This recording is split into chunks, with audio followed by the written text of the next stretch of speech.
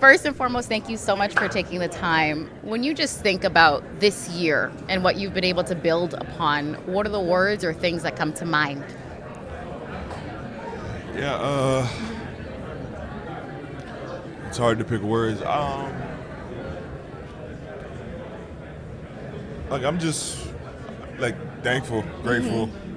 Like so many people put in the work, have the right intentions, like do all the necessary steps, and some things just don't fall into place. Like some of it has to be a little bit of luck. Been put in a lot of situations that I've been able to take advantage of, but if I don't get the opportunity, it doesn't happen. So really just grateful, thankful that my life has gone this way. I feel like there's something to be said for not taking the shortcuts and things taking the time that it needs to take. But when you think about just sort of the trajectory, getting the championship last year, building still with this team and kind of still on that same sort of path, what is required to ensure that there is always motivation and that you're continuously finding new ways to get inspired? Yeah, I think, honestly speaking, I think that's like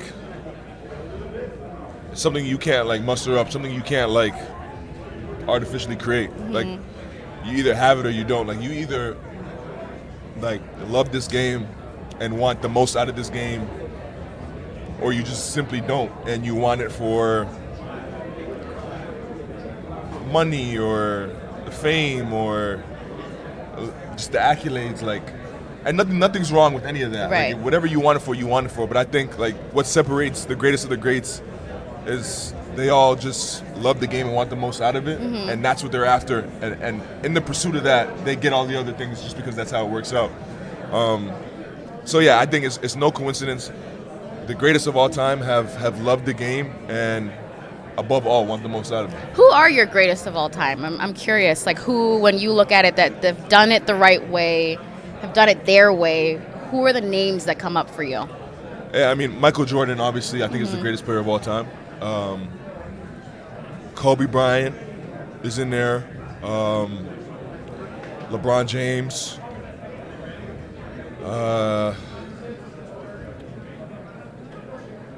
Like point guard speaking, I would go like Steph Curry, Magic Johnson, Chris Paul. If you ask me, like all those guys have done miraculous things with this game. Right.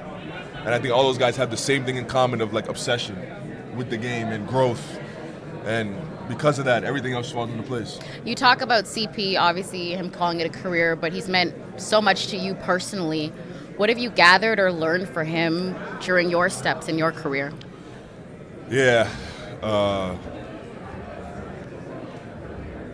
Like so much. Like we would be here all day talking about Chris. He's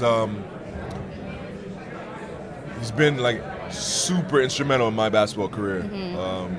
From growing up, watching him play, like we called him the point guard. Like he was the standard for a point guard growing up. The way he played the game, the way he approached the game, the way he got his teammates involved, the way he took over when it was time. And then getting to know him on a deeper level, obviously, him being one of my closest friends now, it's like seeing the person he is, the father he is, the wife he is, the businessman he is. It's no coincidence. Like a guy like that, good things happen to them because the human beings they are. And then he's just obsessed with the game of basketball, plain and simple. Is there one thing that he said to you maybe early on in your career that sticks, that has never left you, that shows up maybe on the floor and how you show up personally in your own life? Yeah, I would say like Chris was the first person that like when he was in the game, he was thinking about it from like a reverse perspective. So like he was thinking like he was on the other team to know what his team needed to do. And that was the first person that like thought about the game like that I've been around. I found that interesting. You know what I love is just you're so deeply rooted in Canada, Hamilton, the investment that you made just to really pour into growing the next generation, the next talent. Why is that so important for you to do what you need to do where you are, but to always reach back and bring people forward? Yeah, I just think like it's my duty. So many people have, like I just said, Chris was a crazy inspiration for me. So many people have played a part in me succeeding in my basketball career. And it just wouldn't make sense to me. Makes sense for me to not do the same for the younger generation. I needed guys like Steve Nash and Tristan Thompson and Corey Joseph and Andrew Wiggins, Tyler Ennis, like guys before me to like show me that going to the NBA is a real dream and something you can really achieve. And because of those guys, like I worked as hard as I did and thought I could. So like part of it goes to them, and then it's just a ripple effect, and I think that's why we're seeing the growth in Canada basketball. You know, I'm always curious because we talk about Kobe, Michael Jordan, and it's always in the post how they changed the game. But you're in it now, and so much has shifted. Have you noticed ways that you've kind of changed the DNA in the NBA?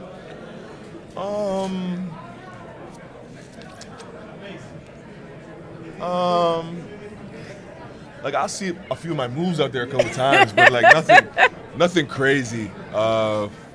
Nothing crazy. But yeah, usually with success, those type of things fall in the line and happen. And then lastly for me, to be here again, to be in so many great, amazing conversations, I'll simply ask, does this ever get old? Yeah, not at all. I dream about days like these, like dreaming about being in this position, being this type of athlete, being this level of performer. And like I said, so many people have helped me get to this point, and I'm thankful for. But yeah, it'd be crazy to not relish it all and embrace it all and enjoy it all while it's still here. Well, congratulations, Shane. As always, thank you for making the time. Thank you.